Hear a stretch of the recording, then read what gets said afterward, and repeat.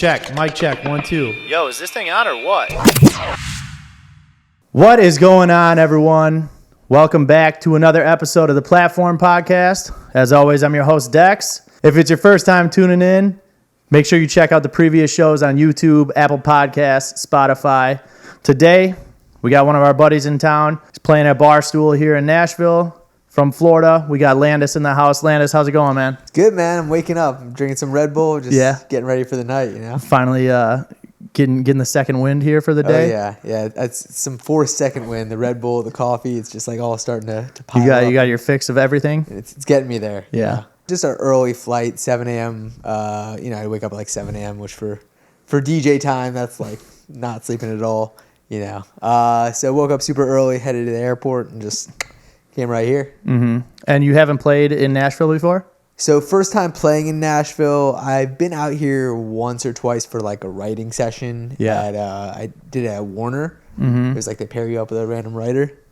Luna's going to be part of the interview now. Oh, yeah. She's always getting in the pod. So. And so, you know, that was the last time I was out here, probably 2017 or so. Okay.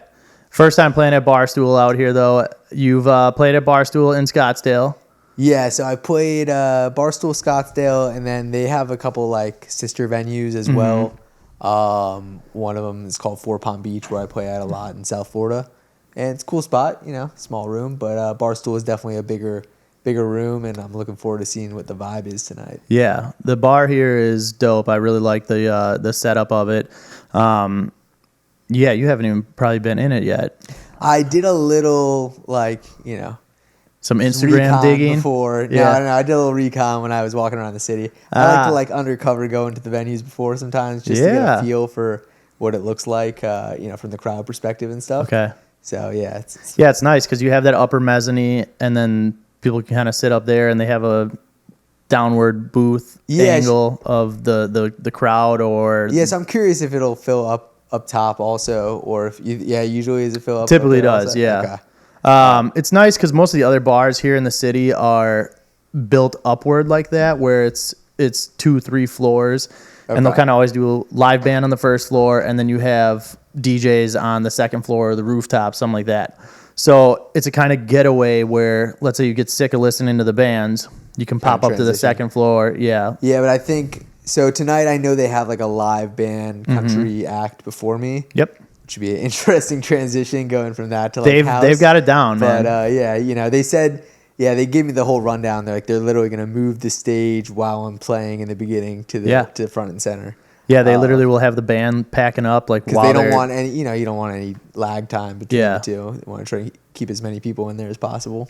Yeah, we actually I just sat down with Iga, the GM there. Okay. And that was one of the things that we talked about is how to transition from those bands and keep the party going with the DJ without having dead air, dead space, and not letting people leave. I'm always like, should I play my intro or not? Like I have like a Landis intro, right? Yeah.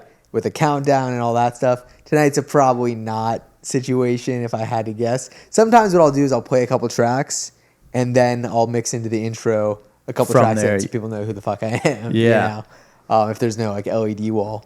Are you a microphone guy?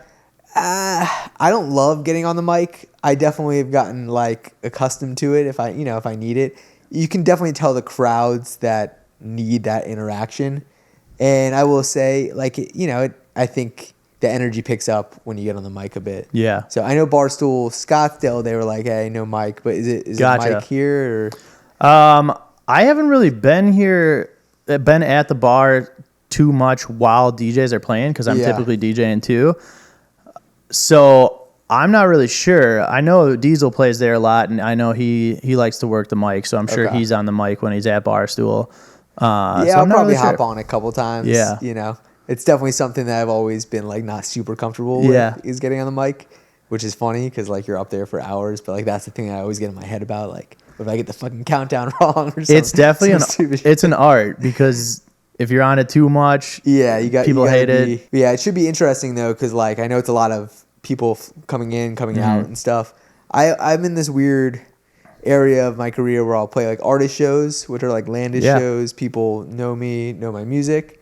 and then more like club nights like this, where it's like I got to kind of get the attention, keep the attention, and play the room. You know, it's more of a traditional like DJ role. How do you like that? Because I feel like that's gonna only make you a better DJ and performer. 100%. I think my DJing from like 3 years ago to now is like completely transformed just by reading the room and being a proper DJ. Because I was a little bit like, lucky before, but it was just not lucky because like I'm playing way more than I was, but it's because I've become more of a traditional DJ mixed in with my artist side. Before I was only doing the artist side, and I wasn't willing to take a booking unless it was like a Landis show. You know, so making that transition's been interesting, but it also has helped my music develop a lot because I can really see what works in the room and then bring that into my productions and build a song around that.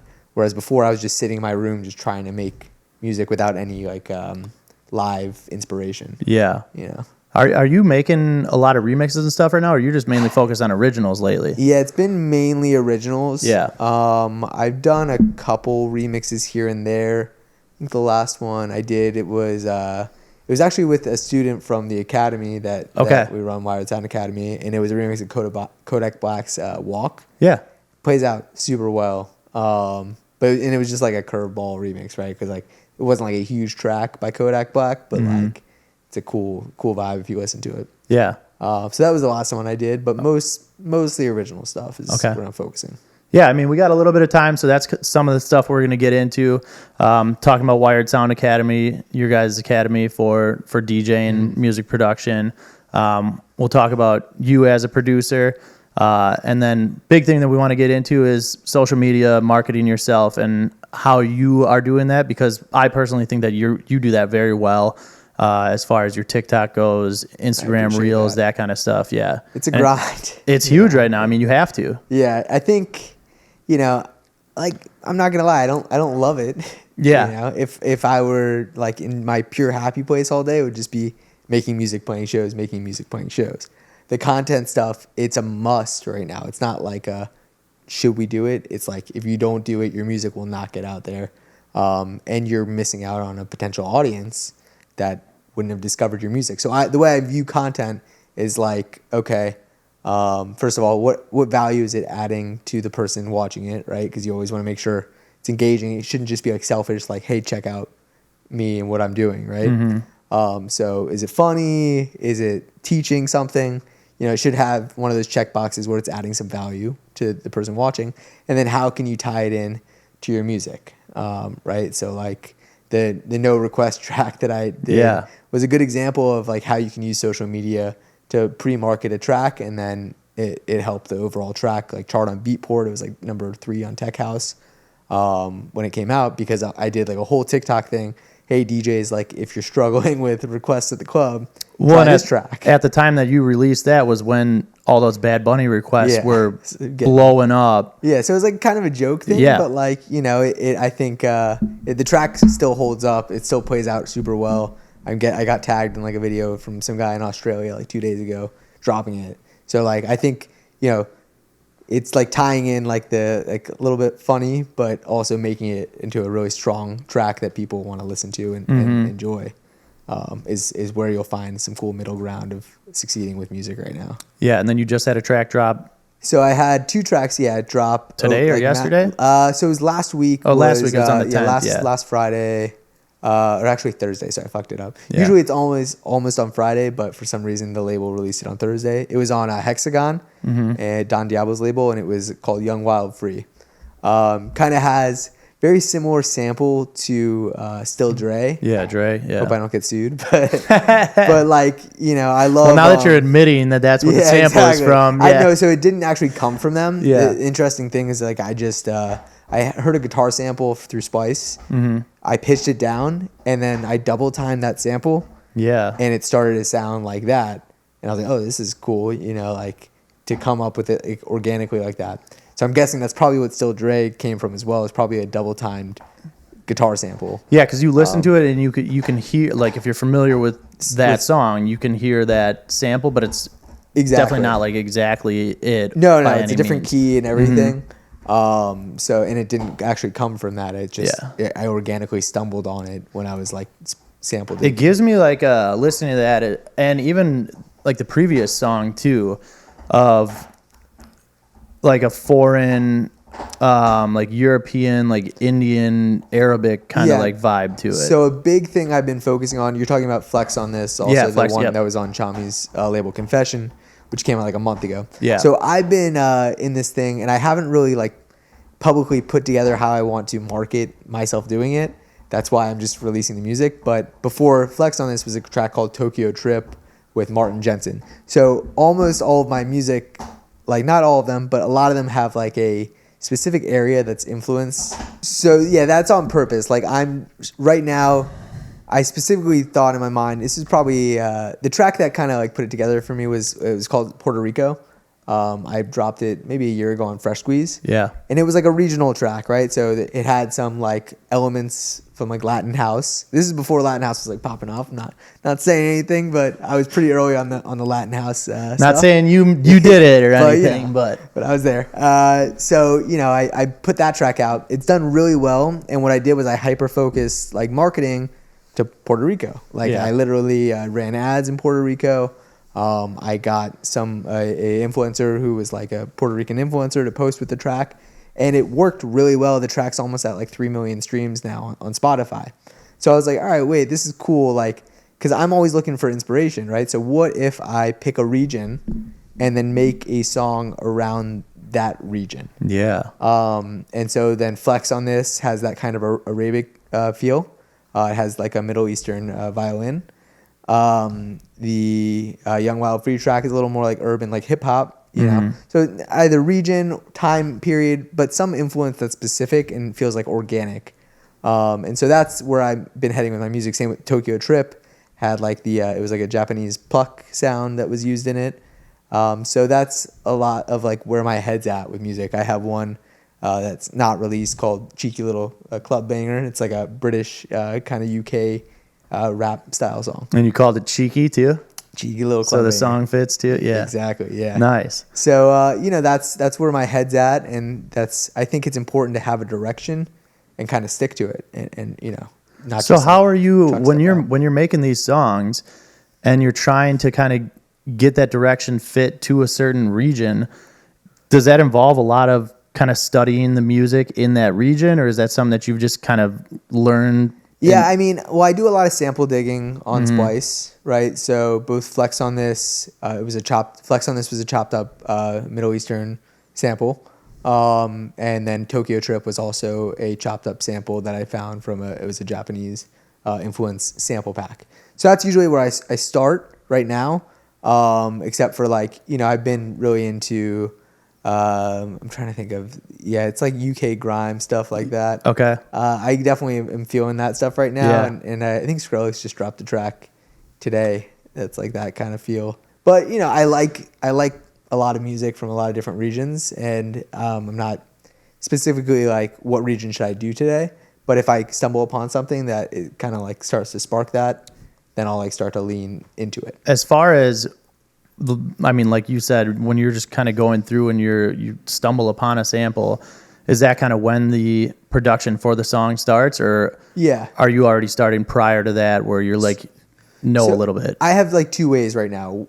I've been very big on like lyric writing the past year, which is something I feel like I kind of fucked up my whole career. I feel like I'm a much, almost not stronger lyric writer, but I think I'm really actually a great lyric writer, as opposed to like, I'm not saying I'm a bad producer at all. Yeah. But I think one of my biggest strengths that I haven't like gone into is lyric writing, and it's partially just because I didn't have any background in it or like believe that I knew what I was doing. Yeah. But I'm starting to do it. I'm starting to write these lyrics and then outsource it to like Fiverr, which we talked about before. Yeah. Not in the podcast, but we could talk about that a bit.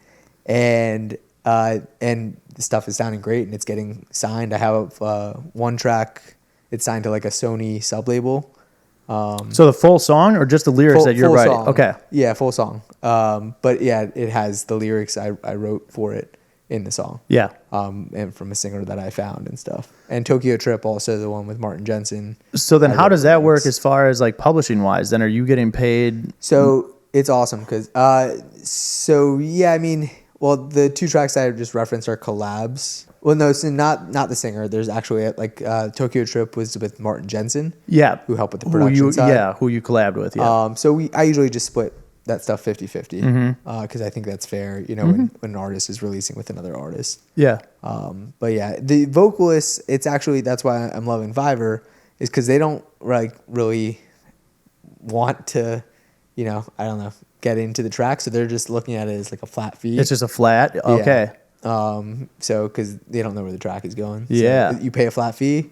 I get a work for hire agreement, which is just like, hey, this is, you know, a fee for this. This is all stuff I was just learning about in my music production classes. Yeah. And then you get to release it. Yeah. And you know, it's awesome for me as the artist. Yeah, it's crazy to think about that though, where that song could end up blowing up, and for whoever is that vocalist, then the last vocalist actually for the UK track did ask. He was like, "Hey, could I just get like a small like a 5% ownership of it?" And I'm like, "Yeah, of course." You know, if they ask, like I'm not against it, yeah. But I am. It's not like I'm asking them for a ton of creative juice, right? I'll record some traumatic recordings on my voice memos. Yeah. But I'll record the vocal, I'll record the exact lyrics and exactly how I want them to do it, and then I'll send them that. Yeah, so you're already basically doing all the work. I'm giving them the melody, I'm giving the lyrics. It's literally just you're just borrowing their voice. Exactly. Gotcha. So, you might as well just start using AI. Yeah, no, we're not there yet. Yeah. I've tried a couple. But could be you actually singing on the tracks pretty soon. Yeah, I want to get deeper into that stuff because you know I'm sure there's gonna be some crazy. I mean, there already is some crazy tools, but I haven't put the time in. Yeah, you know? It's wild. There's been a lot of people talking about remaking songs. I mean, like the Beatles were talking about finishing up and cleaning up songs using AI and a lot of other stuff. It makes sense. I don't think it's going to replace musicians. Hopefully. But I do think it's going to make it like, and this is why I've been investing time into lyric writing, because it's one of the things that like can identify a track. Yeah. Right? It's hard with a tech house track.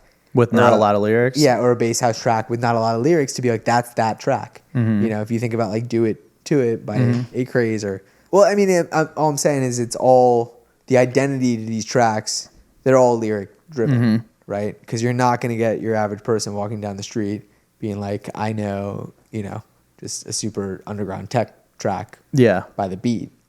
You know, it's just... And then AI is probably going to get pretty good at building tracks like production, but I don't think AI will conquer lyric writing because it has a unique personality to the person that wrote the lyrics, right? You can write your own experiences or something.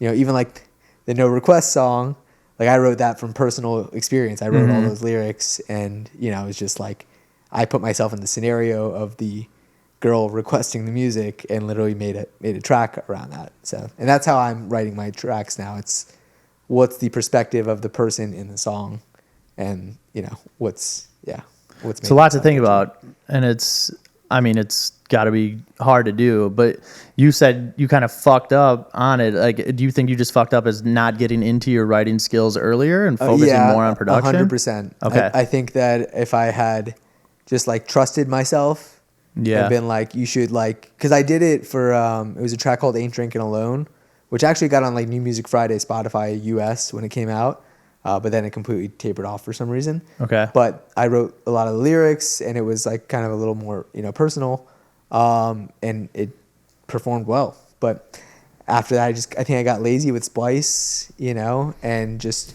not wanting to take that extra step because I did have a lot of experiences where it was just difficult singers, with industry people, managers being like, hey, we can't release this track for 6 months, and then the track never comes out. I've had a lot of that happen too. That's why Fiverr's great, because there's no one, like, I'm paying you. That's it. You don't have to worry about any of the other licenses. I don't have to worry about any creative control being given away. That's been the issue because I would try and find vocalists that are like somewhat established to collab with, and a lot, like I've had some big collabs that just never came out because the manager was like, hey, it's not right for us right now. Yeah. And I'm like, well, I just spent 6 months of work on this, And then they just block it because it's not right branding and marketing wise for that artist. Correct. Gotcha. That's why social media and being able to do stuff yourself is so huge right now. And that's something that you focus on a lot with being able to drop your songs. And the way that you do it, I think, is really smart, where you're incorporating a lot of videos of you actually DJing, and then you'll have that song that you're pushing playing either in the background or you playing it actually live. Yeah. And so you're promoting that all leading up to the release date and just kind of teasing the song while also just getting everybody to view. And so, yeah, I think the way that my like TikTok specifically came about was from laziness. Okay. I was just like, I don't want to spend more than 15, 20 minutes making a TikTok. Yeah. You know, I'm not the kind of guy that does like crazy editing. I actually found myself doing that like 2 days ago, and then the video got like 9 likes. And I was like, I spent like maybe an hour trying to like come up with a concept that could be centered around a track in the studio. And then, you know, for example, a month ago, I did a video that was like, this could be like a follow-up to Drugs from Amsterdam. Mm-hmm. And I shot that in 30 seconds, and it got like 20,000 views. Yeah, I think that's one of the ones that I saw where you're like, hey, if you like DJ Snake, like you're going to like this song. Yeah, exactly. Or like, yeah, if you like Mal P, yep. You know, I'm not the guy. Like there are creators out there that crush it with that and, you know, that are spending time editing and doing all that. But it's too much, I think.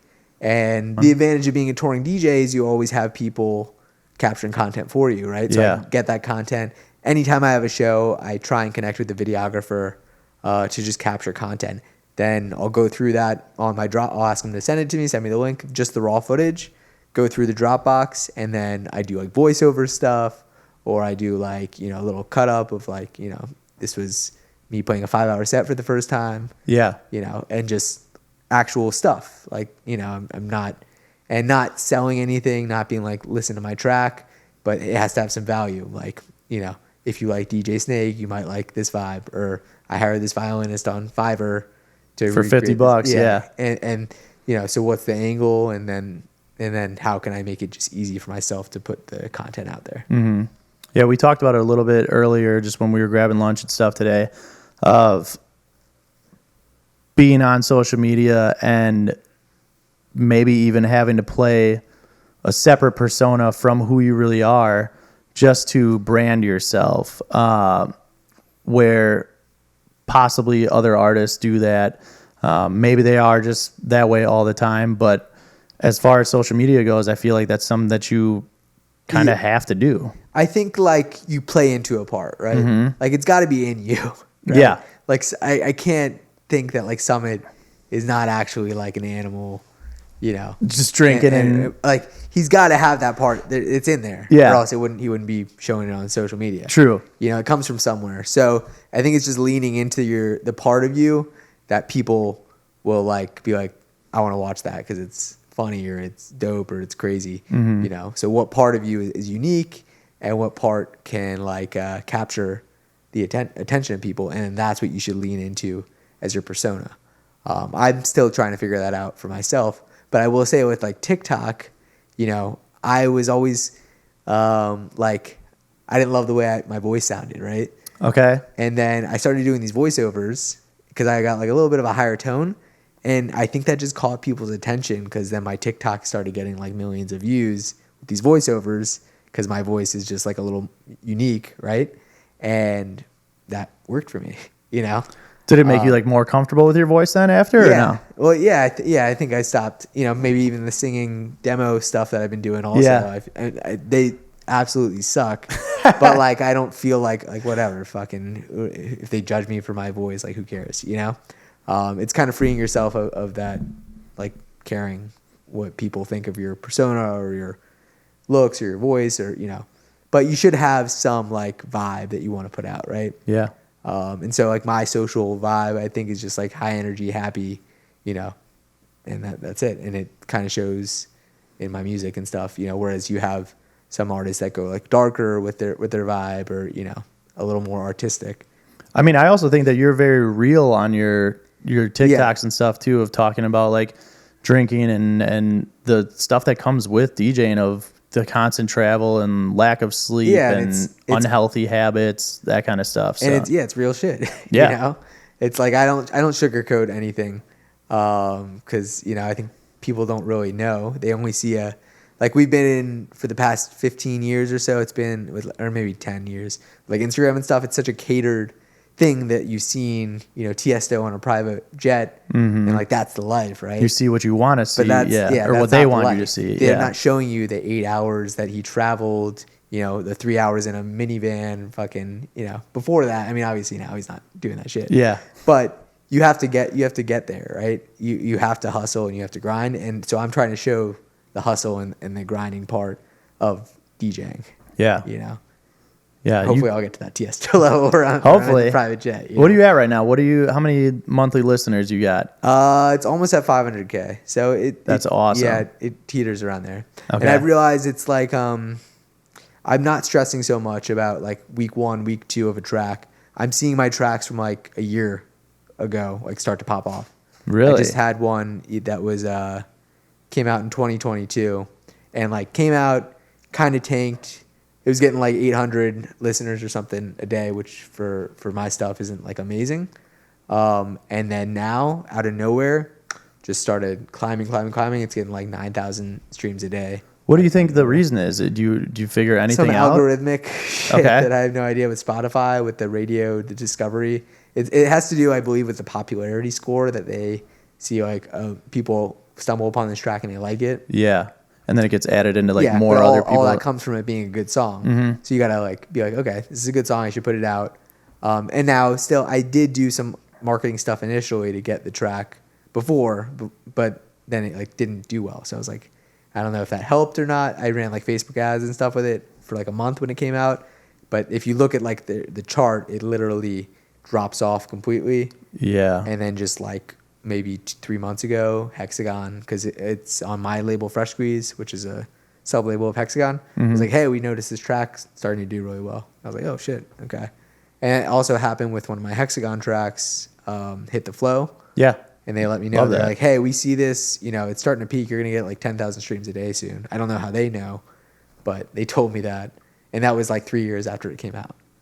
Yeah, because I have a Bruno Mars edit of Hit the Flow that it works really well, especially like now here. I should play it tonight. Yeah, where you're getting like the lyrics that people are familiar with Bruno Mars, but then the beat that you have from Hit the Flow is super, super upbeat, just a danceable beat that works really well. But yeah, I mean, that's strange that it's just now kind of popping off. So. Yeah, that was my first like true original that passed like 5 million streams recently. That's on awesome. Spotify, which is amazing. Yeah. I had the Nobody Like You Retrovision flip, yeah, which is a funny story about that. It was never supposed to come out. Yeah, didn't you guys just like work on it? Well, no, like literally, I heard it in Don Diablo's set. Don Diablo played it at a festival. I don't remember which one. Yeah. And I was like, oh wait, what is this? Like I had no idea that it was made by anyone, or I didn't even know Retrovision at the time. Like I've heard of him from the label, but I didn't really know him. So I heard it and I was like, this is fucking amazing. I shot him. I found his Facebook and shot him a message. It's like, yo, like, can you send me this edit first of all, and B, like, can we get this released?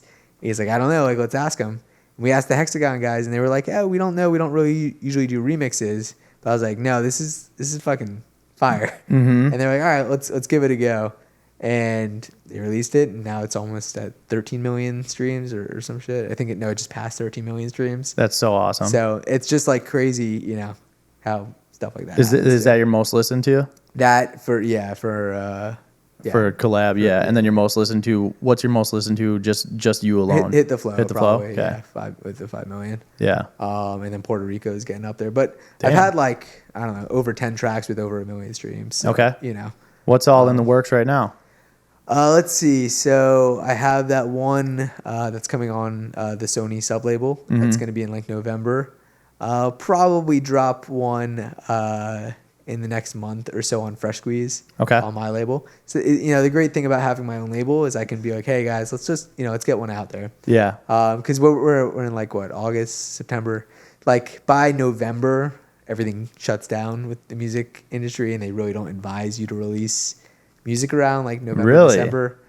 Really December, well, just because like all the Spotify, everyone goes on vacation and all that or stuff. Or it turns into Christmas playlist. So yeah, your track a lot of times get overlooked. Yeah. Around that time.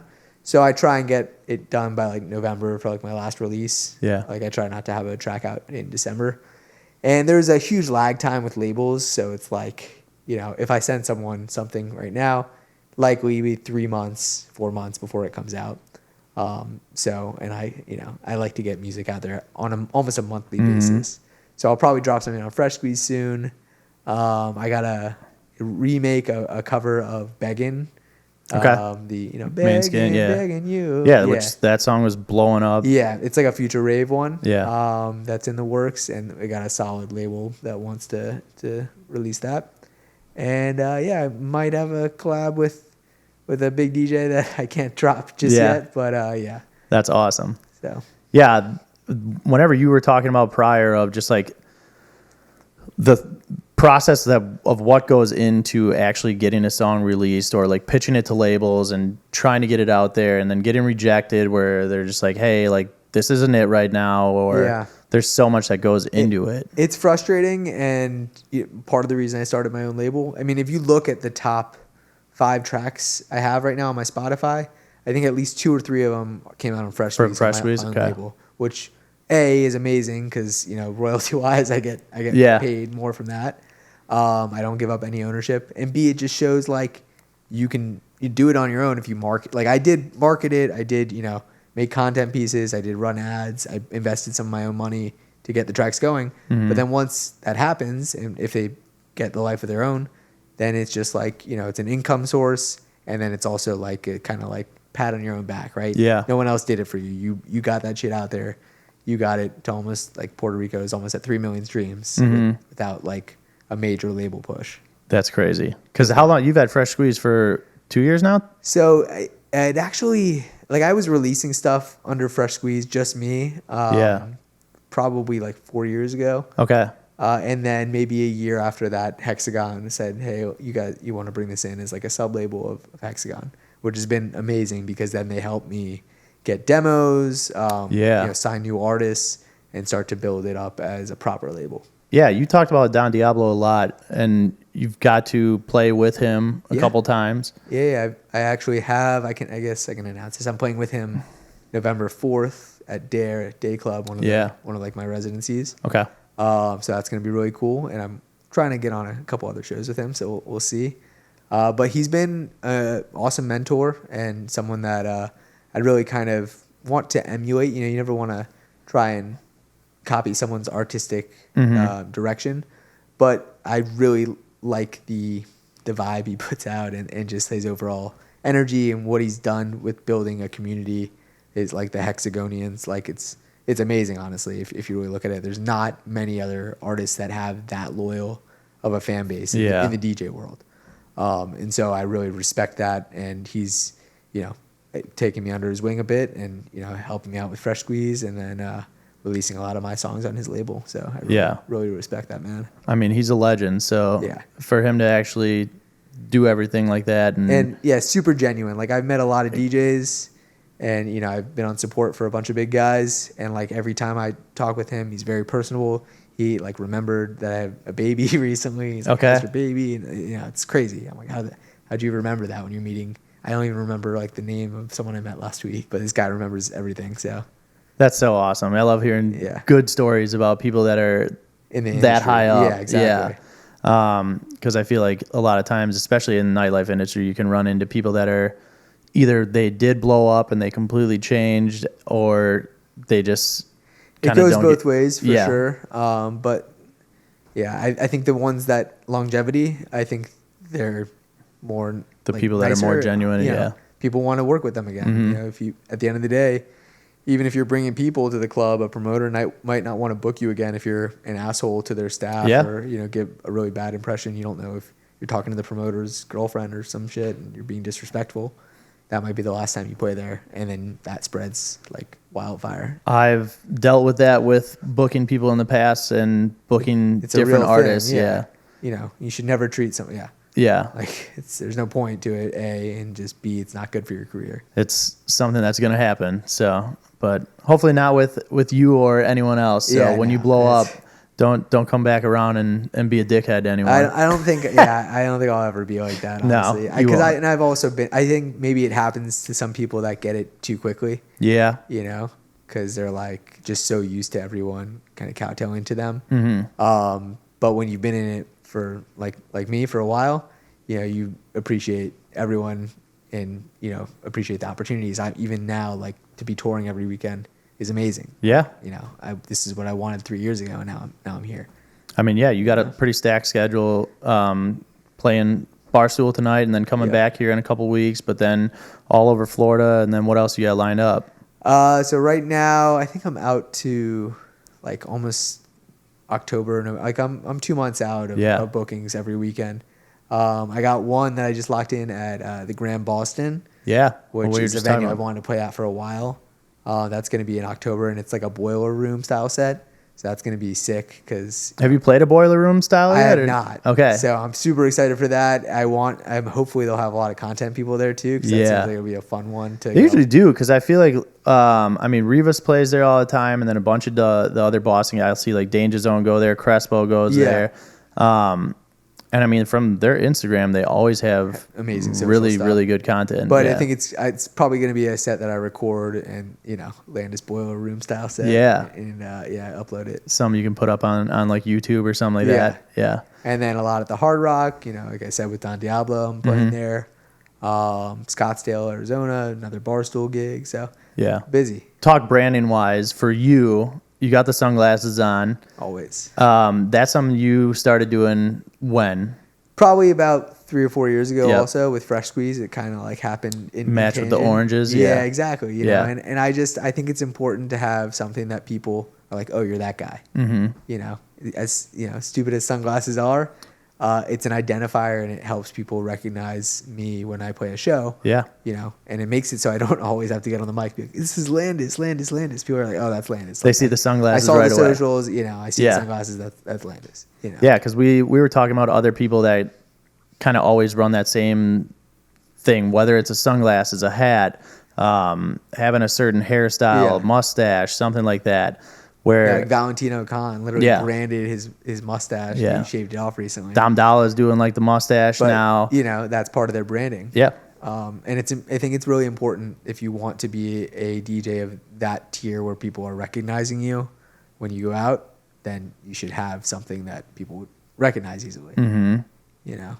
Yeah, I think the glasses is something you picked up, and then you've stuck with it too. Where even when you're posting like videos of you talking, you make sure that you have them on. You just always got them in your pocket. Always ready to go. Love it. Well, I appreciate you taking the time to hop on the show with us here. Of course. You'll be back in a couple weeks here, so we'll see you when you come back again. Hopefully I'll be off, so that way I can actually come in and see the whole set. So let us know where we can follow you, where we can follow Fresh Squeeze, get you on your socials. So at Landis Official for all my Instagram, TikTok, all that fun stuff, / Landis Official on SoundCloud. And then Fresh Squeeze is just Fresh Squeeze HQ. We'll have them all linked in the description too. If it's your first time tuning in, just make sure you guys check them all out. Previous episodes are always up on YouTube, Apple Podcasts, Spotify. Make sure you go check out Landis. He puts all of his stuff out. Spotify, everything's out on SoundCloud too. Yes, sir. Yeah. Always dropping some bangers too. So make sure you go check them out. Thank you guys. Bye. Check. Mic check. 1, 2. Yo, is this thing on or what?